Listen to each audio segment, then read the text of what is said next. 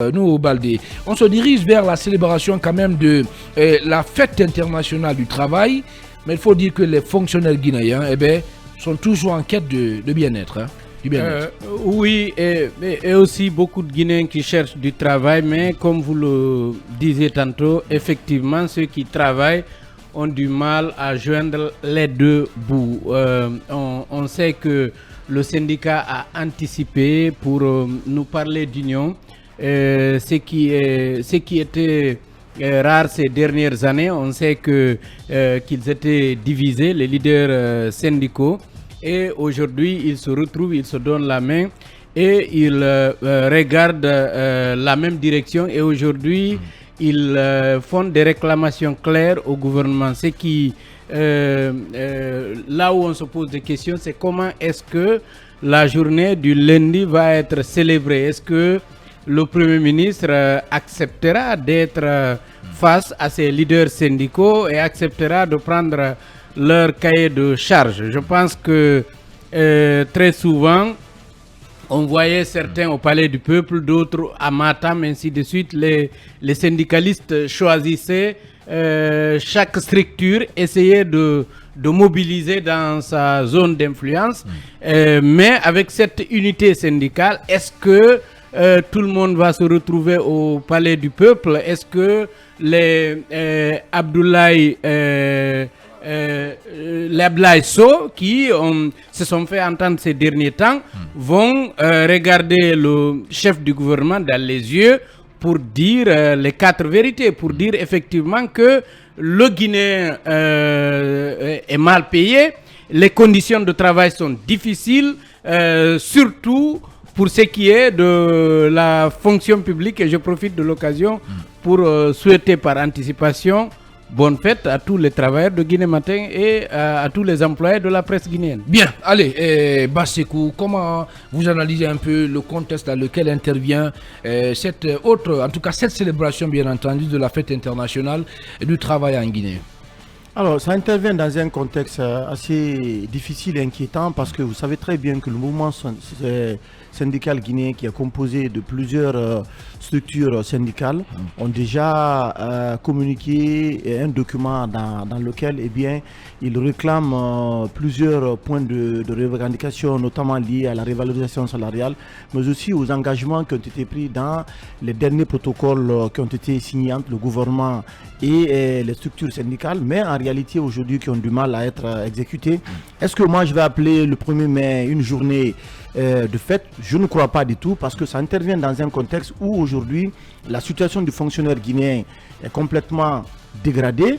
Les conditions de travail sont un peu plus difficiles, et la revalorisation salariale qui a été promise peine à se concrétiser sur le terrain. Vous avez, si vous prenez aujourd'hui la situation par exemple de ces anciens contractuels qui ont fait plus de 6 mois sans salaire et qui continuent de réclamer à ce que le travail qui est fait soit payé, et pendant ce temps vous avez un gouvernement qui aujourd'hui a du mal notamment à prendre en compte les préoccupations de ces gens. Si vous prenez un enseignant aujourd'hui qui enseigne par exemple dans une école à Matoto ici, qui a 5 bouches à nourrir, qui a 2 femmes et qui a un salaire qui ne fait même pas 3 millions de francs guinéens, il est en location, il doit payer un peu plus de 2 millions 500 000. Comment va-t-il faire aujourd'hui pour subvenir, sans parler du transport, comment va-t-il faire pour subvenir aux besoins de sa famille? Vous avez des problèmes de santé, vous avez des problèmes de scolarisation, vous avez des pressions sociales. Donc dans un climat comme ça, vous rendez votre enseignant très vulnérable à la corruption. Je ne parle pas d'autres secteurs aujourd'hui, dans le secteur de la santé, ou encore d'autres fonctionnaires aujourd'hui qui vivent des réalités assez difficiles. Le fonctionnaire guinéen, en réalité, dans certains secteurs, il est très mal payé, il est très mal entretenu. Depuis longtemps, les contestations ont commencé. Donc, on va célébrer une journée du 1er mai dans un contexte comme ça, où les fonctionnaires déjà réclament plusieurs points de revendication à travers les structures syndicales. Moi, j'espère ce jour-là que ce soit une journée de vérité. De vérité, de discours tenus par les structures syndicales. Oui, mais il y aura toujours des discours. Oui, attendez, pour amener le gouvernement, notamment, pour amener le gouvernement... Bien. Oui, pour amener le gouvernement à faire face, notamment aux problèmes qui ont été posés par les différentes structures syndicales à travers le mouvement social guinéen. Moi, je souhaite sincèrement que cette journée soit une journée de réflexion, pour évaluer un peu les conditions de vie et de travail de ces fonctionnaires et voir concrètement qu'est-ce que le gouvernement peut faire pour satisfaire rapidement les différents points de revendication qui sont cités dans cette plateforme. Alors, s'il y a la volonté, je pense que on peut vraiment procéder à cela. Je vous dis, il y a la situation de certains fonctionnaires aujourd'hui, je t'assure, qui laissent à désirer. Allez-y à l'intérieur du pays. Voyez aujourd'hui comment certains vivent à l'intérieur du pays. C'est une situation assez même difficile. ici à Conakry, oui, c'est pour cette raison. Se faire contrôler est devenu un travail carrément pour les fonctionnaires. Après, au niveau de la fonction publique, c'est l'éternel contrôle au niveau du recensement. Les gens passent tout le temps. On a comme l'impression que c'est. On a même comme l'impression. Du ministre Julien on a même comme l'impression que la feuille de route de Julien. Sincèrement, on ne comprend plus rien. Et voilà, j'ai beaucoup de respect pour ce monsieur. On a comme l'impression, sauf qu'on a comme l'impression que, disons, sa feuille de route se résume au contrôle au niveau de la fonction publique. Mamadou Boyi. Évidemment, parce que depuis qu'il est là, quand même, on a assisté à une avalanche de contrôle, Khalil. Le contrôle n'est pas mauvais en soi. Bien sûr. Mais sauf qu'il doit produire des résultats. Parce que là, depuis leur arrivée, je pense qu'on en est à 7, 8. Je ne connais pas trop le chiffre. Mais finalement, le résultat de tout ça, là, c'est quoi? C'est pour épurer le fichier de la fonction publique. C'est pour extirper les fictifs au niveau de du fichier de la fonction publique. Je pense que même sous le temps de Mohamed Saïd Fofana, ce travail avait été fait. Maintenant, Khalil, pour revenir à cette fête du travail, d'abord, il faut commencer par souhaiter très bonne fête de travail à l'ensemble de la classe ouvrière guinéenne. Mais au personnel de film aussi. Au personnel de film, médias et à la direction, et à la direction générale. Aboubacar Diallo. Oui, d'accord, mais mettez tout ça là au pluriel à la direction générale. Voilà, il n'est pas le seul là-bas. D'accord, voilà. Merci. Donc, ce qu'il faille aussi quand même souligner, c'est que Khalil, vous savez, la fête du 1er mai, cela a été initié en 1884 avec le déclenchement. Bien, on ne va pas aller faire l'histoire. Si vous le permettez, on n'a pas assez de temps. On en vient au cas spécifique de la Guinée. Oui, allez-y, rapidement. Du côté des États-Unis, depuis cette date jusqu'à maintenant, eh bien, cette fête du travail est célébrée à travers le monde. Et cela est une occasion pour les gouvernants de jeter, n'est-ce pas, une analyse par rapport aux conditions de vie des travailleurs dans le monde. Quand nous prenons le cas spécifique de la Guinée, Bassekou l'a rappelé, les travailleurs guinéens souffrent le chaud et le froid. Certains tirent le diable par la queue, si toutefois ils voient ce diable. Aujourd'hui, les conditions de vie sont un peu dégradées. Le revenu du travailleur a chuté et cela a un impact direct sur sa consommation. Puisque vous le savez, quand le ménage a des revenus conséquents, il y a une forte propension à la consommation. Mais quand vous n'avez pas, n'est-ce pas, un revenu décent, vous ne pouvez pas, n'est-ce pas, faire face à vos besoins primaires. Et ces besoins primaires découlent de la fonction qu'on appelle la consommation. Merci beaucoup, Mamadou Boye. Et de l'autre côté, Khalil, je pense que les discussions vont être très houleuses entre le CNRD et la classe ouvrière à travers le mouvement syndical qui a, n'est-ce pas, déposé une plateforme revendicative visant de manière globale à satisfaire l'amélioration des conditions de vie des travailleurs. Je parle sous le contrôle du fait que nous sommes dans un contexte économique difficile. Est-ce que l'État actuellement dispose de ressources financières suffisantes pour faire face à la plateforme de revendication du mouvement des syndicales? C'est une question qui reste posée. Merci beaucoup, Mamadou. Merci, on vous a largement compris. Oui, un petit mot Baldi avant de passer la parole à Abaka Condé. Juste une précision, c'est le doyen Tcherno Seydou Diakité, consultant que vous connaissez. Sportif. Qui vient de m'apporter une correction. Un journaliste. La célébration se fera, dit-il, au stade du 28 septembre et non au Palais du Peuple cette année. Bien. Donc le 1er mai, ce sera au stade. Bien. Allez, merci pour la précision. Allez-y, Aboubacar Condé. Parlez le diable par la queue. De dire que les fonctionnaires guinéens sont mal payés, les conditions de travail ne sont pas idoines, mais il faut redescendre sur terre et comprendre que nous sommes dans une transition. Les gens profitent souvent pendant les transitions pour revaloriser leur situation. En Guinée, on a pour habitude, quand c'est la presse, on fait en sorte qu'on puisse bonifier la subvention, les fonctionnaires pour augmenter les salaires, mais vous oubliez que nous sommes dans un régime exceptionnel.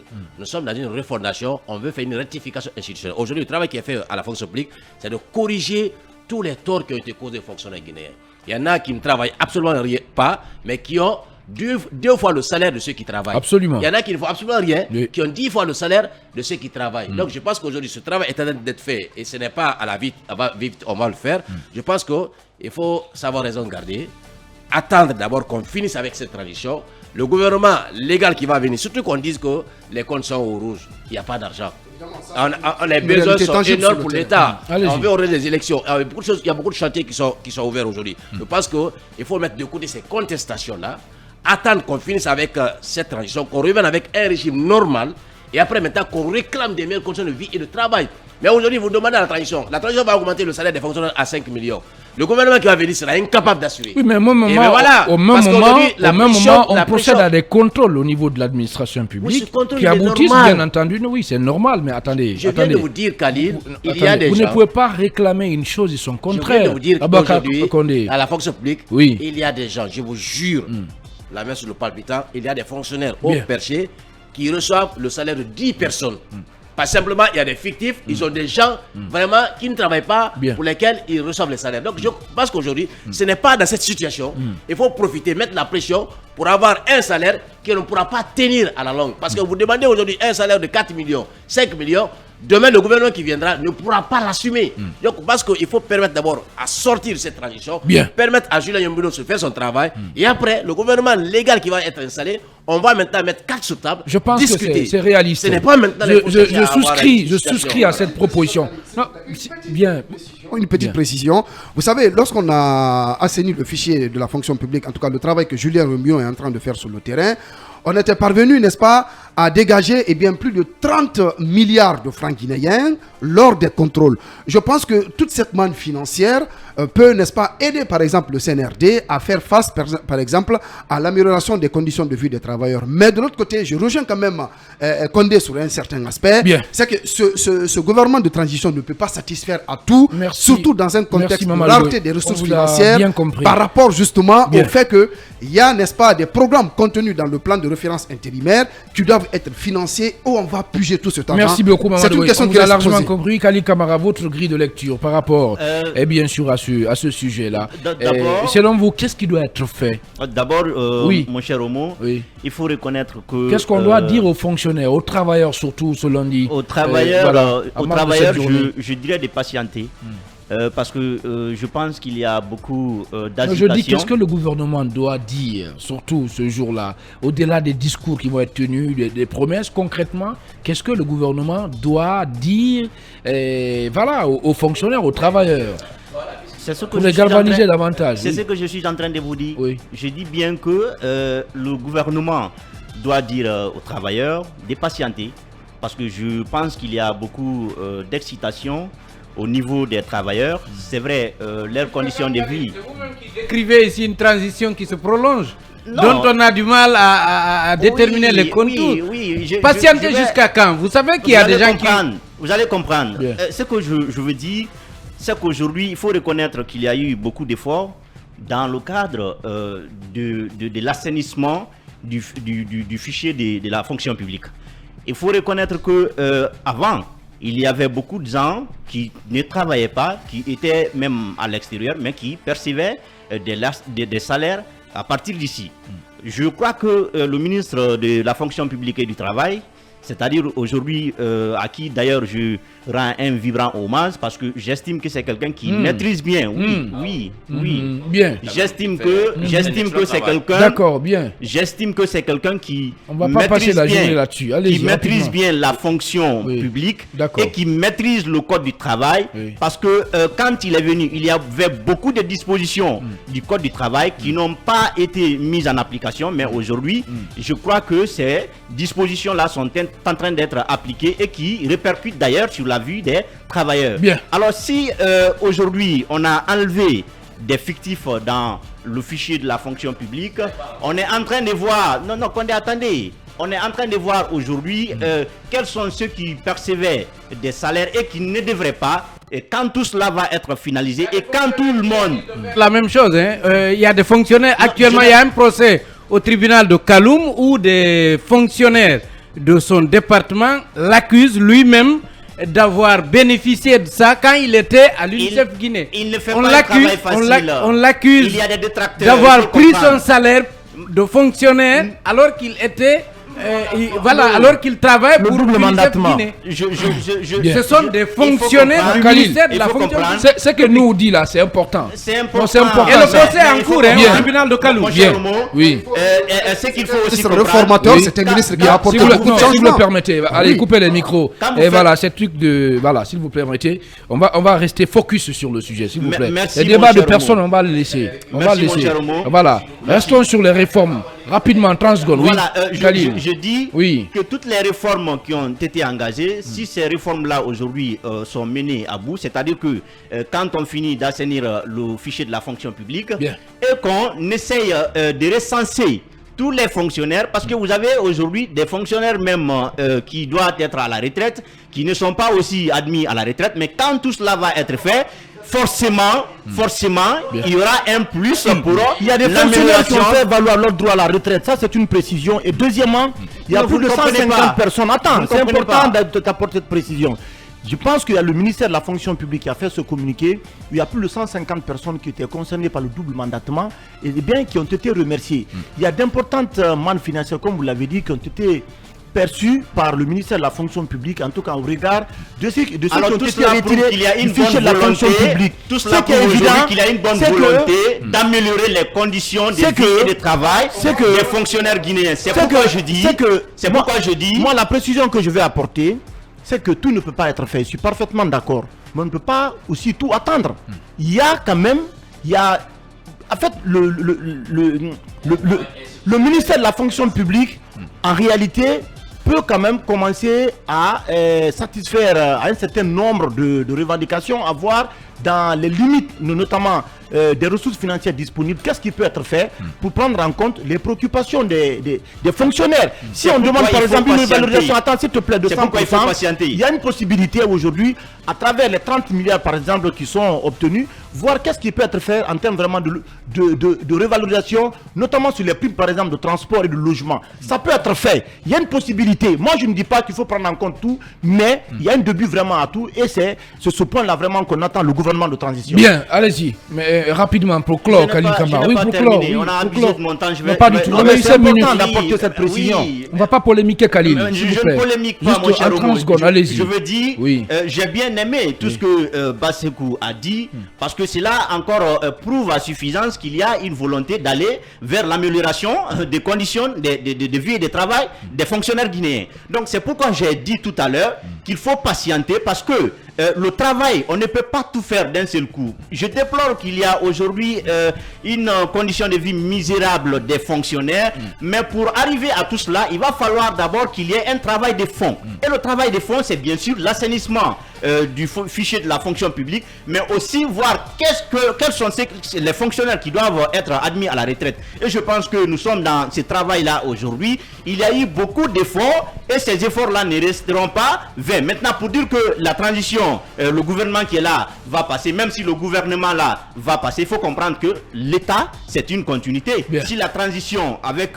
Mamadi Doumbouya n'arrive pas à satisfaire les fonctionnaires même peuvent dire aujourd'hui, nous savons avec l'ancien régime Alpha Condé que c'était aussi misérable qu'on ne pouvait l'imaginer. Mais aujourd'hui avec ces réformes-là, il y a de l'espoir et j'estime que dans les jours à venir, la revalorisation qui est réclamée par les fonctionnaires va être acquise. Merci beaucoup Khalil Kamara. Après on va très rapidement. Il rappelle qu'il y a 17 000 contractuels qui ont 6 mois d'arriérés. Vous leur demandez quoi? Parce que vous continuez à demander aux fonctionnaires de patienter. Vous oubliez qu'il y a des pères de famille qui souffrent et qui ont merci beaucoup Baldé. Merci bien nous Baldé. À présent on va s'acquitter de nos obligations commerciales derrière. Et ce sont les infos que vous allez retrouver sur Film Guinée. Je le rappelle qu'on va mettre le curseur dans la deuxième partie de Mirador Mux et sur le dialogue avec les forces vives, vous le savez, qui se retirent et annoncent des manifestations. Et donc dans tout le Grand Conakry dans un premier temps et après dans tout le pays. Et continuez en attendant de réagir, de nous faire parvenir vos réactions via nos plateformes digitales, bien sûr notre chaîne YouTube et notre page Facebook. On se fera le devoir et de les relayer et on se retrouve juste après.